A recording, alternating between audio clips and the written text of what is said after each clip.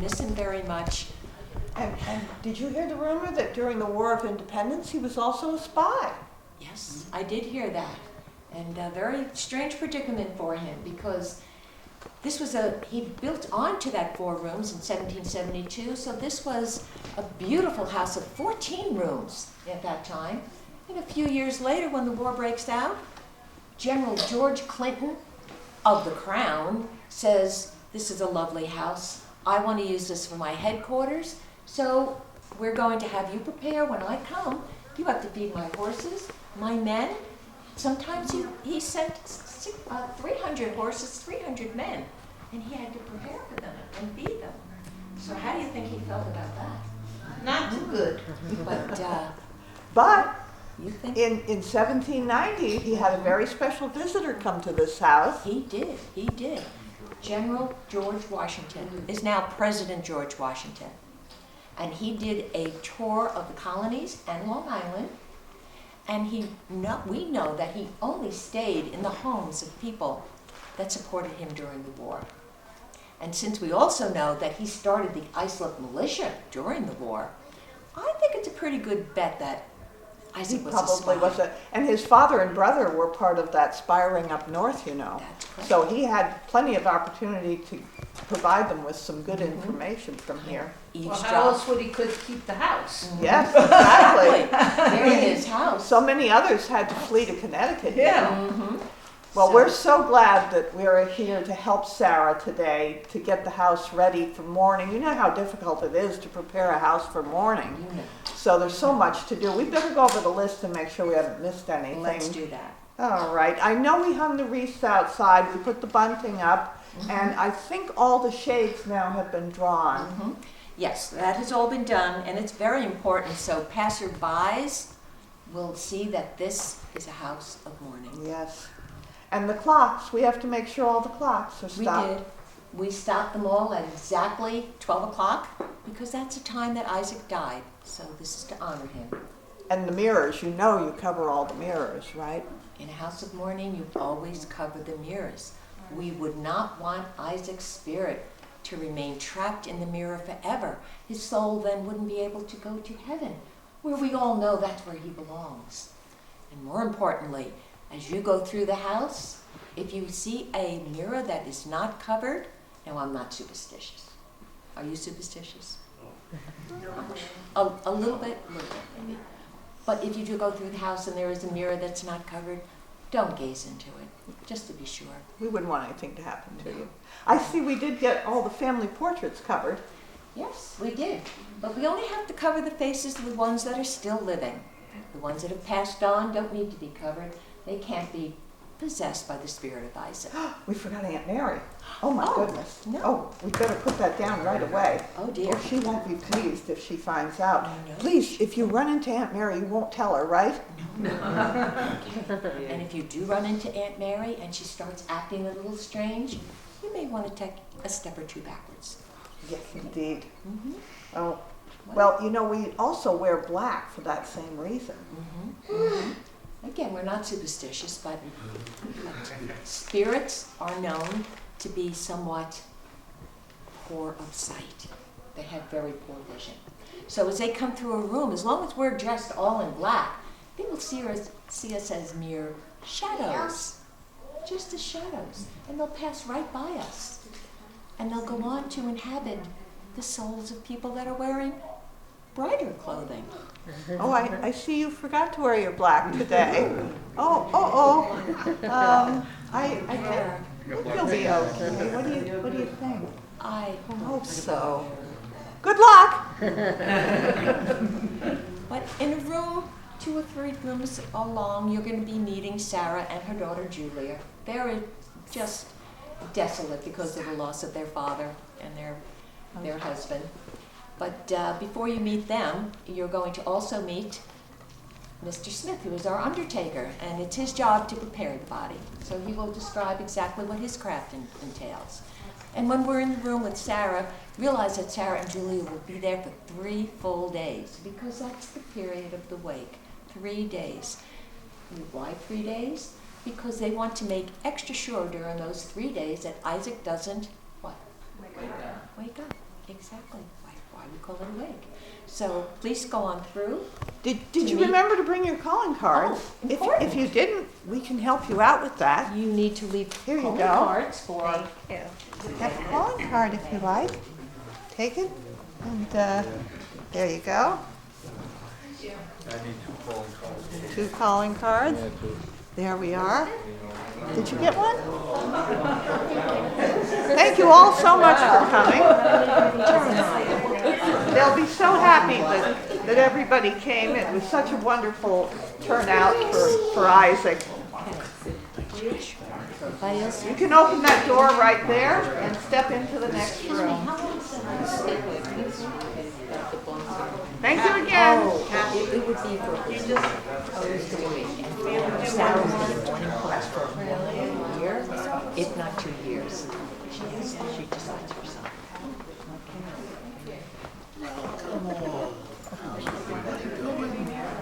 Squire Dominic and his lovely wife, hello, and the little ones. Come on in, come on in.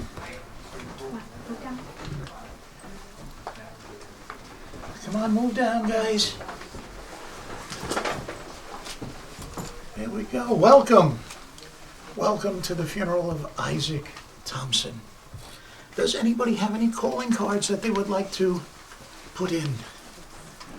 We basically, the calling cards that we have, okay, we give to the widow and basically to the families.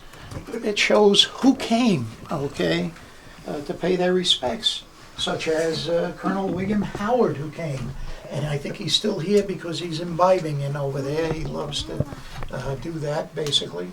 And you know, Miss Benjamin Thompson Miss still Benjamin coming Thompson here here is the gossiping about gossip, so we got to be very careful, okay? If you run into them, be very cautious, folks. Okay, anyway, let me explain to you basically what our job is here. All right, we prepare the body. As friends and family, we get to prepare the body. What do? We actually fill this up with water, fill this halfway, and then we put in the lye soaps and everything and clean the body right up and then wash it off with fresh water. Now, we take the body and we dress the body with the clothes that they normally wear. We don't do any embellishing or anything on that.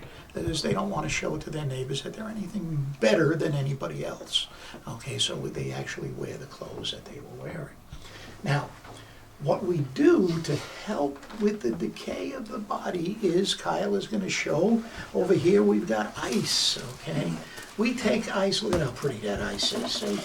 We take ice and we put it behind the body, we put it under the body, we put it under the back of the legs, and we make sure, okay, that the body is covered with the ice so that the decay happens, but it's going to happen a lot slower. Okay. Now, what happens when the body gets decayed is an aroma comes. So what do? We actually entomb the entire casket with flowers. Okay. And all on the back, on the bottom, and the aroma of the flowers, all right, hides most of the smell of the decay. Okay.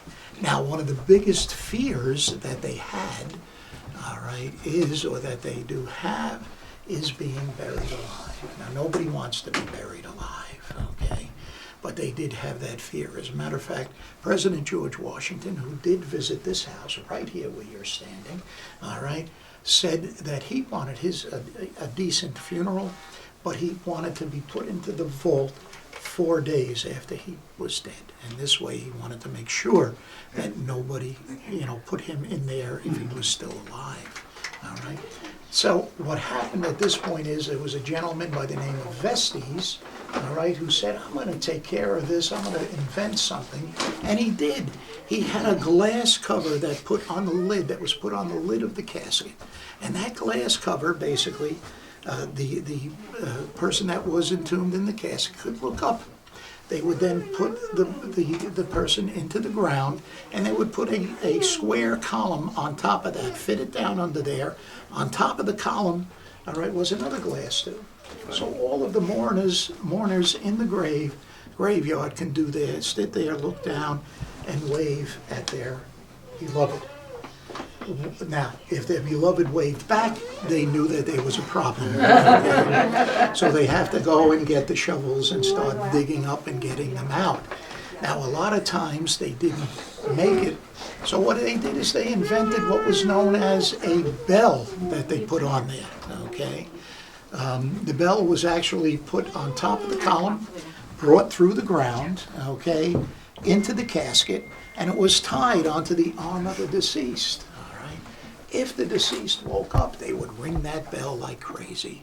And the caretaker in the cemetery, who's there 24 hours, would come running over and start digging up, okay? Albeit saved by the bell. And you all thought that was a boxing term, okay? It could have been, all right? Do they have any actual accounts of that happening? Oh, Or yes, they- yes. Oh, yeah? Basically, in the plague, when they had the plague, so many Which people one? died. Well, I believe it was the one from 1300 into 1600. So many people died in those plagues that they had to reuse the caskets. And when they went back to the cemeteries, they went to the oldest parts and started digging up. And when they opened the lid, they found scratches and everything. People were trying to get out. Okay. Now you have to remember that could be comatose and thinking, that they're dead, and then they would actually not be. But it's basically nowadays. Don't have to worry about that. Okay. But you have to be concerned to a certain extent, and Vestes certainly was, that he got created all that for the people at this point. Okay. So anyway, any questions? Anything? I want to thank everybody, okay, for coming to Isaac's funeral. And if you would go right through that door, you're going to meet the Grieving Widow. Okay. Thank you very much. Oh, thank you. Thank you. All right. All right, guys, be careful. First?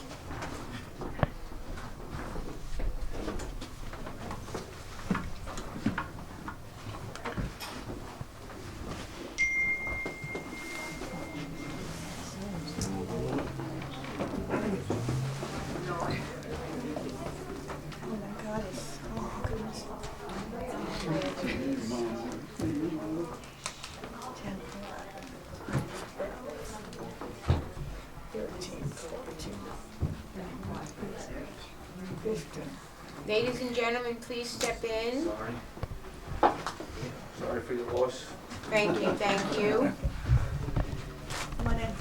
Thank you for coming and paying your respects to my husband. I'm sorry, this is my daughter Julia Thompson. I'm Sarah Thompson. Did any of you know my husband? No, I never Well, not personally, Well, only by let- reputation. Let me tell you a little about my husband. He came here as a young man, and his father had bought the property, and he came here.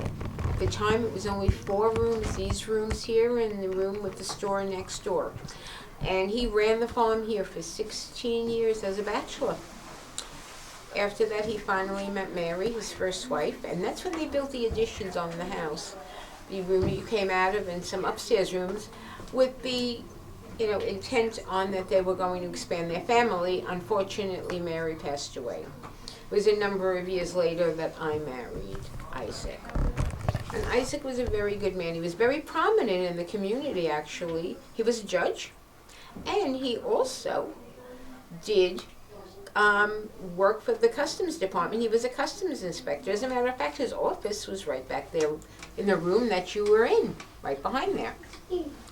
Now, as a judge, he had to go all over the county. And I have to tell you, during that time, the conditions were not very hygienic. There really was no sewer systems. There was a lot of disease and terrible, terrible smells because, everything was right out onto the streets. And I'm sure that this is how he met his demise. But we were very lucky.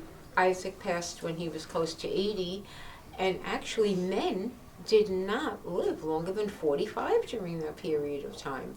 So we were very fortunate, and Isaac had a long, wonderful life. Although people say bad things about him, they keep saying that he was part of the Culpeper spy ring with his brothers. I say no. This is the same man that met George Washington when George came here on his trip to Long Island and stayed here. So whatever they want to say about him, he was still a good husband. He was a prominent member of a community. He was a good father. And that's what I'm going to go on. But my loss is Isaac's loss because they took some of his hair. That's one of the customs that we do here. And it really bothers me. He had beautiful hair. Now, part of his hair is in the store next to us, because that's where they make hair jewelry and keepsakes. Now, if you want to learn a little more about that, you can just go through that door and it'll take you right into the little store. And I think it's actually open still. I think so, They, too. and they Still open. actually have some lovely things there. It might be something that you might want to purchase. So I really thank you for coming and paying Thank you. your respects to my husband and our family. Thank you. Thank you. Thank you. Thank you. Where other people go? We're going out.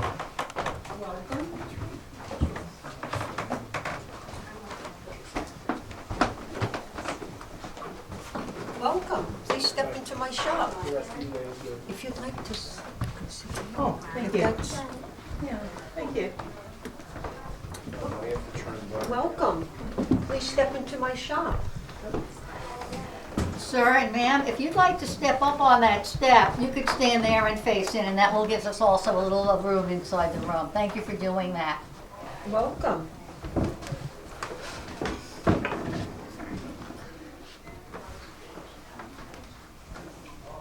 I have to come in the summer and do the tours of the house when we're open. Welcome. Thank you for paying your respects to the widow. I have a unique talent. I make hair jewelry. Before photography was invented, it was the only way that you could carry a memento of your loved one with you every day. Hair jewelry dates back to the early 1600s, and it was made here in America as well as many other countries. When a loved one passes on, somebody will bring me some of their hair, and I will make pins, different sizes, and ones for children. I could make necklaces, rings, earrings, bracelets, whatever they would like. But you must wait 1 whole year before you wear the hair jewelry. I also make a family hair wreath. When different members of the family pass on, someone will bring me their hair and I will weave it together with the rest of the family members. But the tops of the wreaths are always left open. This way their spirits will go right up to heaven. Can you see okay, ma'am? Yeah, I'm fine. You're good? Okay. Thank you. Good afternoon, ladies and gentlemen. My name is Irene, and this is Miss Andrea's jewelry shop, as you can see by the sign. However, she has been so busy with so many orders for hair jewelry that she's had to take on an assistant. Now, I've been busy trying to learn the craft of making hair jewelry, but it is way harder than it might look. And maybe with a little practice, eventually I'll be able to make some of the beautiful items Miss Andrea has made that you see on the table. Today, I'm glad you just got here because you're just in time. The shop is going to close in a few minutes. And Miss Andrea is going to go back into the workroom and work on more projects for her widows. And I'm going to go out on an errand. The errand I have is I'm going to take to the widow you just met in the previous room a small heart-shaped box. In this small heart-shaped box is some of the hair of the widow's husband. Now this I can present to the widow today, and she can take that along with her in her purse and have it with her all of the time, rather than wait a whole year for a piece of the hair jewelry. The next room that you're going to go into is the dining room. Now you can understand that the family has been out all day burying their loved one, greeting visitors and family members, and spending the day in mourning. And when they come back this evening, they'll be very appreciative of having a meal ready for them. And the ladies in the dining room are doing just that. In addition, they are making for dessert what are known as death cakes and funeral cookies. And the family will have those as well when they come home for dinner.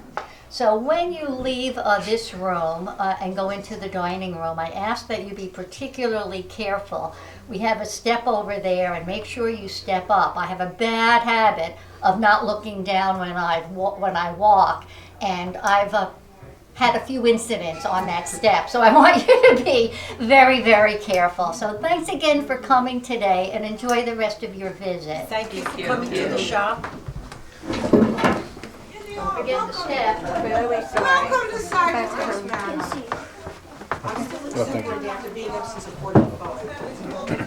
I have a cat. He wakes me up alone. Not the husband, the cat. Hello. Welcome. Hi, welcome. Oh, starving. Come on, you're starving? Over here, Well, right the up here. food, come in, there's extra Right up cookies. front. They got rolls. There's extra cookies. Come on down, as they say in The Price is Right. Come on in. Okay? All right. Okay, welcome. It's a very sad day, but we're glad you came. You know, we are burying Isaac. We've already buried him twice today. But we think he's staying put this time. But he had a long life. He lived to be 73 when he passed. He had 2 wives. Mary was his first wife, and he had 2 sons, Abraham and Jonathan. And then Mary passed, and in fact, she is buried in the cemetery out back, if you got a chance to check up on her. But his second wife you met, and her daughter, they did have a second daughter, Mary, but she passed away sadly at the age of 21. So Isaac had a very hard time dealing with that loss. He was a farmer and a politician. He was a supervisor for the town of Islip for many years, and he was elected to the New York State Assembly. And I'm sure sorry, no, I could have waited for you. I'm sorry. It's okay. You want to sit? There's a chair behind you, right there. Okay. All right. And we'll get you up to speed. Isaac is dead and He died twice, so we're good. Moving right along. But I'm sure, maybe some of you did hear the rumors that are going around today, especially since poor Isaac passed, that he was a member of the Washington spy ring. Now, personally, I believe it. yes, and I think so too, because for a short time the British occupied the manor and the grounds, and General Clinton was sleeping in one of the colonial bedrooms upstairs. He ousted Isaac and Mary. They slept in the attic, and he slept in the main bedroom. So they were floating around the house. I wouldn't doubt that he heard little tidbits that he could pass along discreetly to those who needed to know. And he was a magistrate for the king, so nobody really wanted to hang him. They probably would have if they thought he was a spy, but he had that connection with the king, so they let him be. And then, of course, George Washington did come to visit here in 1790. Now, I think that was a nice thing for him to do, but perhaps it was even nicer because Isaac was a member of the spy ring. And he came to thank him. To thank him, right. And But not I said, only that, he said, don't put me in the room where Clinton Yes, was. Exactly, he would not Go ahead, sleep. finish that. He wouldn't sleep in the Right, other his yes. bedroom. He slept across the hall in another room. Yes. Such big Because Clinton feelings. was, well, I think Clinton was his biggest defeat in Yes, the war, wasn't yes. it? Battle of Brooklyn. Yeah, we like defeat him Clinton there. really. Yeah. They were not friends. No, they were not friends. So, anyway, I see that the punch bowl is getting lower again. Our professional mourner, Colonel Howard, has been through here at least 4 or 5 times. He's very sorry for Isaac, so he's been drinking a lot. Yes. So when you go out of the exit here and get into the Butler's pantry, tell Naomi we need more punch. Colonel Howard was here. Colonel Howard was here again. What did your punch made from? What is Well, our- it would have, this is just apple cider, but it would have been a rum punch. Rum, yeah. Rum. No wonder it keeps coming back. He'll be back. There's a little left in the bowl. He'll be back. They would have had a Next hot, time you see us. a hot meal, or would it have just been? It would have been a because good buffet. It could have been hot. We're not allowed, some of this is not real. Clearly. Yeah. Clearly. We're not allowed to serve food in the house itself, but we have, this would have been a buffet, and it would have been people bringing dishes. You know, just like a modern Yeah, funeral. You know, yeah, your they neighbors would bring a dish food to and share, and just that's draw how and it would can't be cook. set up, yeah. Yeah, In yeah. fact, it's an old saying, they buried him with ham. Now, the reason they would say that is because most of the time, ham was the meat that was served at the buffet, because it was cured, and they had ham, you know, not refrigeration, so they were able to bring ham. Okay. Yeah, gotta remember that next time. Thank you so But much thank for you coming, all. and Thank you. make sure to come visit our Christmas house. Every room is decorated differently and is wonderful. If we do so ourselves. I'm waiting for you all. Come on in. Come on down, I'm very lonely here. Being at the end, this is the Butler's Pantry. This, just the flash, no flash. No flash. No flash. Just a video. Just a video, thank you very much. You want me to ruin the No camera? You want me to ruin everything with this face? Even God couldn't like this face. And when it was, what was it, my father would say, oh, it's Halloween, it's Halloween, but you have the mask on all year. Nice daddy. No, I miss my father, really. No offense. I don't wanna get in. Daddy was like that, you know. When he wanted me to talk, I didn't, and when he did want me to, well, you know what I'm saying. Daddy was like that. He had to have a sense of humor. He was married to my mother. Okay? But this is the Butler's Pantry. This is the new part of the house. It was built in 1902 by Isaac Green. Isaac Green was the local architect for Sayville. He built the Maritime Museum as well as St. Anne's Church, which I have yet to drive past. Next time will be 14 years on here. I know the Colonel is coming for a visit. He makes a once a year visit from Philadelphia. And we got him the $11.99 bottle special. You need more punch in the. Yeah, that's why I'm saying Say it. that already? Yeah, you see, the Colonel drew up the will, but he's not leaving the Thompson family anything. He's very cheap, the Colonel. He's never married because he didn't want to share it with a wife. And I have to be careful because when he gets in his cups, he's dangerous. And since I'm the last hired, you know the old saying, the last hired is the first fired. And I'm the Butler pantry maid. So I'm afraid if I, whatever, because of the young ones, I might be fired.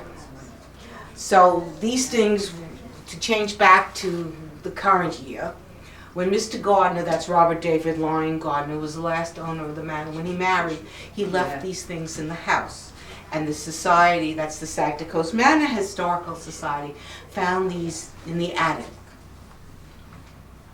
And some of them are 18-karat gold servingware, the seafowl, the waterfowl plates, the 1948 GE refrigerator, which was working up until about 25 years ago. And then stemware, again, all the stemware he left here. But I hope, Was that sink original to 1902? this is original to They had 1902. running water in the house. Yes, well, we had a well on the property in those days, and it was hot, cold, and drinking water. And I believe the well was out there somewhere. So he was like the first one on his block to have running water in his house? Frederick Diodati Thompson, who was the grandson of Isaac and Mary, put the well in, and they had hot, cold, and drinking water here on the property. And I believe the well was out there where the cement floral arrangement is out there. Sorry. Any questions? Any questions? Anybody got questions for me? They had electricity in 1904. Yes, he electrified Frederick Diodati Thompson, who was the great-grandson of Mary and Isaac. He electrified the manor, I believe. He bought out all the other heirs in 1894, and he started electrifying in 1900. If you come in next summer, we can give you a tour of the house. We'll give tours from the end of May to September, and you can see the whole upstairs. But everything you've seen on the tour, the family has used. So he was the first one with electricity on his block too? Yes, on this block. Big block. Yeah, and So where was he getting the generator to get the... probably from the town of Babylon. Oh, really? Yeah. Parts of Babylon were electrified. in those Already? days. At Yes. that time? Yes. Oh. Any other questions? That sign original? $50 reward? Yes, that was from David Thompson for disturbing the peace. Like if you ever see Gone with the Wind, Yeah. the father, Ashley's father, says anybody disturbing this peace will be shot or something. Well, David was a little more tactful, a $50 reward for anybody disturbing the peace of the manor. Wow. The family took their owning the property very seriously, and they were proud of the fact that they were nice to the local Indians. Because Sagtikos comes from the Sagtikos Indians, and the Sagtikos Indians were the local Native American tribe. And Stephanus Van Cortlandt bought the land for the manor from the Indians in 1692, and he built the first part of the house, which is the chimney, in 1697. So I always like to say that Stephanus he might have had a lot of stress being mayor of New York even then, and he built it as a hunting lodge. It sounds nice, and I like to think that. And you were in the old kitchen from 1697. If Mary came back today, she could still cook. But then why would you want to cook with copper pots? I'd rather cook with a microwave, Yeah. an air fryer, Yeah. convection oven. Well, Mary would, when she figured that out, she would probably change. She would probably change. But my greatest thing is I like air conditioning and antibiotics. But now I will send you into the new kitchen, which is replaced that old kitchen from 1697. That's a toaster. Look at that. Wow. And this was a toaster from the late 30s.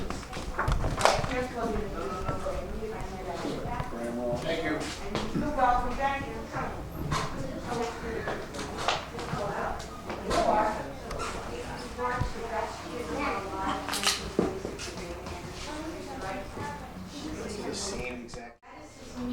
Isn't it sad about Mr. Thompson? It's such a great day to the man. I'm a servant here at Sagtikos Manor. I bet you're wondering why you're in the kitchen. Why are we in the kitchen? For a funeral. We're gonna have a snack. Talk to you. That's where all the food is. Yes. I've been very busy since the 18th century. The funeral practices in Europe and the US changed dramatically. And they went from big affairs like the chocolate cake you see to the cookie, or the funeral cookie. This actually means small cake. The Dutch invented the cookie. You see the Dutch influence a lot in the house. And the cookie became the food after the funeral for people to take something with them. I took 50 pounds of flour, 20 pounds of sugar, and 10.5 pounds of butter to do 300 cookies. They're all handmade. They're various shapes and sizes. They're supposed to be. And in the top of each cookie, I forked a cross because it's a funeral cookie. Now, then I had to take the cookie because I can't just put a plate of cookies on. And I had to wrap each cookie in a piece of plain paper. And I had to seal it with a black wax seal, which I could not find. I think they're all out for Halloween. So I used black electrician's tape, which worked very well. You gotta roll in a car. So each person at the funeral got a funeral cookie. This practice continued until the First World War, when the buffet places took over and the catering halls, and that's still a part of many funerals today. So, we thank you very much for coming to our mourning at Sagtikos. We love visitors. We hope you come back very soon, and that Christmas is around the corner. We have a wonderful Christmas event. The black will be off the curtains and the household furniture. We'll be in the partying spirit, and we welcome you back to celebrate the holiday. We're going to exit through the store. Thank you so much. Beautiful gift shop and enjoy the rest of the